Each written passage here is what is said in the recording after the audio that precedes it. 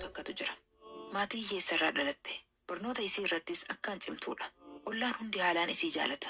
Intalti tun geelee akkaan jaalattu qabdi. Rakkoo fi bal'oo jiruu keessatti isii qunnamu hunda isiidhaan mari'atti. Maatiin isiitis saayibtitti isii tana hedduu jaalatan. Xiqqeenyarraa waan waliin guddataniif isaan lameen yoo wal biratti argan ni gammadan. Jarri lameen wal malee saahiba biroo waan ofitti hin daballeef haala amalli isaanii yeroo hundaan jijjiiramu. Gaafa tokko abbaan intala tanaa jarjara alaa ol seenee koottumee intalatiyya oduu wahii harkaasii qabaa jedheen. Isiinis maal yaa abbaa jettee qaamaa qalbiin faana buute. Nama tokkotu biyya Ameerikaa irraa si barbaada. Dhufee si wajji bultii ijaaree gama qubsuma isaa si fudhachuu fedhaa jedheen. Yaa abbaa kiyya gaarii.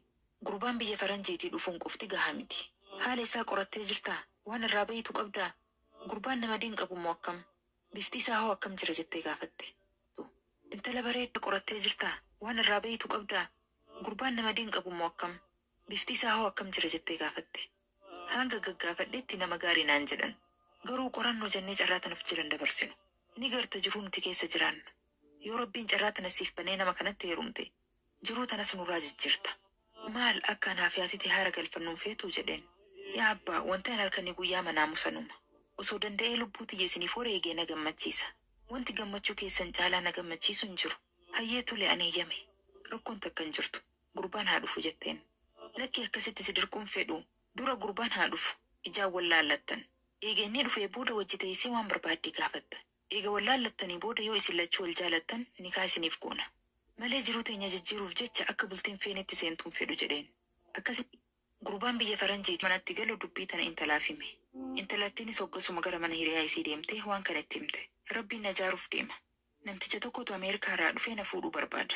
Torbaan tokko booda ni dhufa. Gaafa san wallaallannee yoo waliif taane nikaa godhanna. Yoo naaf hin tahini ammoo ofirraa dhiisa jetteen.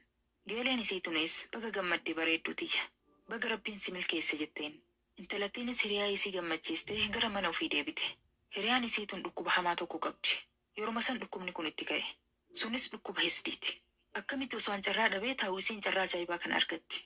Yoo osoo an usee taa'u isiin na biraa heerumte namnuu maal naan jedha. Yoo xiqqaate waggaa tokkoon anatu isii hangafa. Miidhagina fuulaatiinis taatu anatu isii irra bareeda. Akkamitti isiin carraa ajaa'ibaa kana na dura argatti. Abadan kun ta'uu hin qabu. Waan kana furmaatetti barbaaduu qaba. Carraa kana isii hongessee ofii itti fayyadamuu qaba jettee shiraxaxuuf murattee lafaa kaate. Gurbaanis torbaan tokko booda ni dhufa qophaa'aa na eegaa jedheen. Abbaanis galgala yoo manatti galu dubbii tana intalaaf hime. Intalattiinis hoggasuma gara mana hiriyaa isii deemtee waan kanatti himte. Rabbiin na jaaruuf deema. Namticha tokkotu Ameerikaa irraa dhufee na fuudhuu barbaada. Torbaan tokko booda ni dhufa. Gaafa san wallaallannee yoo waliif taane nikaa godhanna. Yoo naaf hin tahini ammoo ofirraa dhiisa jetteen. Geeleen isii tunis baga gammaddee bareedduu tiyya. Baga rabbiin si milkeesse jetteen. Intalattiinis hiriyaa isii gammachiistee gara mana ofii deebite. Hiriyaan isii tun dhukkuba hamaa tokko qabdi. Yeruma san dhukkubni kun itti ka'e. Sunis dhukkuba hisdiiti. Akkamitti osoo an carraa dhabee taa'u isiin carraa ajaa'ibaa kan argatti. Yoo osoo an usee taa'u isiin na biraa heerumte namnuu maal naan jedha. Yoo xiqqaate waggaa tokkoon anatu isii hangafa. Miidhagina fuulaatiinis taatu anatu isii irra bareeda. Akkamitti isiin carraa ajaa'ibaa kana na dura argatti. Abadan kun ta'uu hin qabu. Waan kana furmaatetti barbaaduu qaba. Carraa kana isii hongessee ofii itti fayyadamuu qaba jettee shiraxaxuuf murattee lafaa kaate. Gurbaanis torbaan tokko hoggasuma kaatee hiriyaa isii tokkoon mari'atte. Hiriyaan isii kun faarmaasii keessatti dawaa qopheessa. Haalaan walitti dhihaatan. Waan hedduutti haasoo itti amansiiste. Gurbaanis waan godhuu qabdu itti himnaan waan isii barbaachisu hunda fudhattee gara mana isii qajeelte.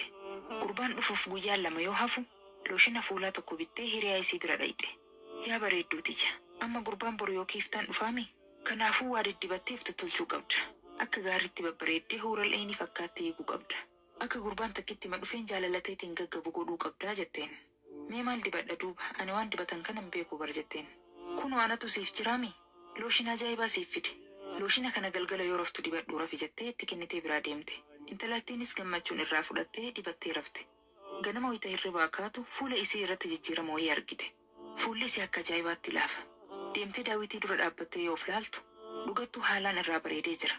Alhamdulillah rabbi hiriyaa akkana naaf kenne jettee gammadde. Galgala gaafa itti aanuutis dibattee bulte. Ganama gaafa gurbaan dhufuu yoo hirribaa kaatee daawitii keessatti of laaltu rifattee dhaabbattee hafte. Akka waan bineensi itti dhufee jettee iyyite. Haati isii yoo fiigaa dhuftu isiinis rifattee wajji iyyite. Warri ollaatis iyya dhagahanii fiigaa dhufan. Fuulli intalattii finniisa gurguddaa hedduu godhatee iitee jira. Intaltii inumaa nama biroo fakkaatte. Yeroo kana hiriyaan isiitis isii bira dhuftee Intal maaltu si ergate jettee iyyite. Booda irraa abbaanis ni dhufe. Maali wanti akkanaa maaltu si ergate intala tiyya jedheen. Yaa abbaanas naaf hin galle. Yoo hirribaa ka'u akkanumatti of arge jetteen. Osuma jarri dhamaanii taa'anii ija keessa wallaalan gurbaan dhufe. Gurbaan dhufnaan hulaa irraa bananii ol seensisan. Haatis keessummaa itti dhufte keessummeessutti seente. Hiriyaan intala tanaatis asiif achi fiigaa keessummaa dhufte tajaajilti. Booda irraa abbaan waan intala isaa mudate hunda gurbatti hime. Haa ta'u sun rakkoo hin qabu haakima geessinee ilaalchisna. Mi'aa dhuftu jedheen. Akkasitti intalattiin kaatee itti dhufte. Gurbaan takkitti fuula isii argeen akka malee rifate. Inumaa osuma isii wajji taa'u geelee isii tana ijaan hatee laaluu eegale. Eega nyaatanii dhuganii booda hayyoo yeroo biroo walitti deebinaa nagaatti jedhee ka'ee bahe. Wayita inni bahu geeleen isii tunis faana baate. Gurbaanis yaamee telefoon irraa fudhatee kute. Guyyaa itti aanu hiriyaa isii tana yaamee dubbise. Intalti fuudhuuf dhufe naaf hin taane. Kanaafuu intala biroo barbaadachuu qaba. Ofiin atti heerumtamoo nama biroo naaf barbaadda jedheen. Lakki anuus itti heeruma. Yoo feete ammuma maanguddoo ergadhu jetteen. Gurbaanis tole jedhee gammachuun gara mana maatii isaa deeme. Jechuu qaba. Ofiin atti heerumtamoo nama biroo naaf barbaadda jedheen. Lakki anuus itti heeruma. Yoo feete ammuma maanguddoo ergadhu jetteen. Gurbaanis tole jedhee gammachuun gara mana maatii isaa deeme. Intalattiin tun kaatee mana hiriyaa isii dhayite. Wayita isii bira dhayitu imimmaan harcaastee booyyoo eegalte. Wayi looshineen ansiif kenne sun akkana si godhee laata. Ani yeroo hunda isuma fayyadama. Takkaa waan akkanaa ofirratti argeen beeku jetteen. Saahibni isii tun garuu tasgabbii qabdi. Rabbiin waa'uma narraa oolchuuf akkana na godhe. Ani rabbii kiyya akkaan abdadha. Waan naa tolu malee waan na miidhu natti fideen beeku. Tunis toltuma wayii qabdi. Abshir hin yaaddawiin jetteen. Bar gurbaa wayitaasii ba'u yaamee na dubbise. Isiin naaf hin taane ati natti heerumii naan jedhe. Dantaa keeti jedheeni biraa deebi'e jetteen. Maaliif akkas jettaan? Carraan tuyyoo na dabarte maaliif si dabarte? Tarii qooda rabbiin siif qoodeetu tana ta'a. Ammuma bakka inni jiru barbaadee dhiifama gaafadhu. Ati bultii jaaruun na gammachiisa jetteen. Intalattiin ammas haasawaa kijibaa itti fufte. Carraa si jala dabartan akkamitti fudhadha? Ati akkanatti hamilee cabdee gammachuun cidha godhadhaa? Abadan hin ta'u jetteen. Dhugattuun haalaan siif gammada. Inumaa carraa tana yoo ati argatte hamilee horadha. Ammuma ka'ii deemii namticha barbaadee dhiifama gaafadhu jetteen. Akkasitti kaatee biraa baate. Torbaan tokko booda gurbaa maanguddoo ergatee nikaha godhaniif. Cidhas godhanii wal fuudhanii bultitti seenan. Gurbaan torbaan tokko qofa intala tana wajji jiraatee ka'ee gara bakka irraa dhufee deebi'e. Intalattiin fuulli badeetunis kaatee haakima dhayite. Doktora cimaa dhibee gogaa qaamaa wal'aanu bira dhayite waan mudatte itti himte. Doktorichis mee looshina dibatte san fidi jedheen. Kunoo harkaa qaba jettee fuutee itti kennite. Guyyaa lama booda natti deebi'i. Looshina kana haala gaariin qoranna. Rakkoo ta'etis hoggusan argina jedheen. Guyyaa lama booda gama doktoraa yoo deebitu doktorichi oduu nama rifachiisu himeef. Looshina kana keessatti keemikaala hamaa argine. Keemikaala akkaan hamaa ta'etu itti dabalame. Waan hojii oomishame osoo hin taane namatu harkaan itti dabale jedheen. Intalti fuudhuuf dhufe naan. Bar hiriyaan akkaan jaaladhutu naaf fide jetteen. Dhiifama naaf godhi. Shakkii malee wanti fuula kee balleesse keemikaala kana. Hundaafuu hedduus hin cinqamin.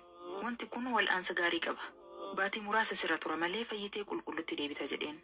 Isiinis gammaddee wal'aansa hordofuu jalqabde. Guyyaa waan doktora bira deddeebituuf doktorichi waan hunda adda baasee gaafate. Intalattiinis hiriyaan isii tooftaa kan fayyadamtee jaarsisiif dhufetti akka heerumte himteef. Kanaafuu maaliif himannaa irratti hin banne? Nuti waraqaa akka kana mirkaneessuu siif kennina. Mana murtii dhaqii himadhu. Anis ragaa siif ta'a jedheen. Yaa doktor, an saahibni tiyya carraa akkanaa mudachuun isiitu yaaddoo natti tahee jira. Waan yoon dhukkuba hamaadha. Santu akkana isii godhe malee isiin nama hamtuu miti. Akkamitti isii gargaaree dhukkuba kana qalbii isii keessaa qulqulleessa jedhee cinqamu jira. Ati immoo mana murtii dhaqee rakkoo biroo itti dabalinaan jettaa jetteen. Doktorichi haala intalaa argee akka malee ajaa'ibsiifate. Looshina kana keessatti keemikaala hamaa argine. Keemikaala akkaan hamaa ta'etu itti dabalame. Waan hojii oomishame osoo hin taane namatu harkaan itti dabale jedheen. Kun akkamitti ta'uu danda'a? Bar hiriyaan akkaan jaaladhutu naaf fide jetteen. Dhiifama naaf godhi. Shakkii malee wanti fuula kee balleesse keemikaala kana. Hundaafuu hedduus hin cinqamin. Wanti kun wal'aansa gaarii qaba. Baatii muraasa sirra tura malee fayyitee qulqullutti deebita.